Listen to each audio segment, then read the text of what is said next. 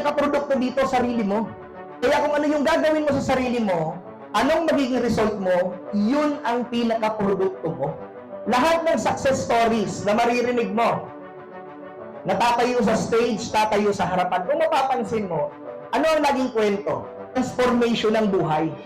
Kaya nga nung naintindihan ko na ang business pala to, transformation talaga ng pagkatao, doon ko ngayon sinabi sa sarili ko, then gagalingan ko. Sisipagan ko, at higit sa lahat, hindi ako papayag na hindi ko makukuha yung gusto ko dito. Kayo na nandito ngayon, ganun din ba kahaba ang gusto mong marating sa buhay? Ganun din ba katindi yung pangarap mo na gusto mong ma-achieve? Then, dapat simulan mo sa sarili mo. Lahat ng kailangan simulan. Katulad ng pagsisipag, pagiging consistent, coachable, simulan mo sa iyo lahat.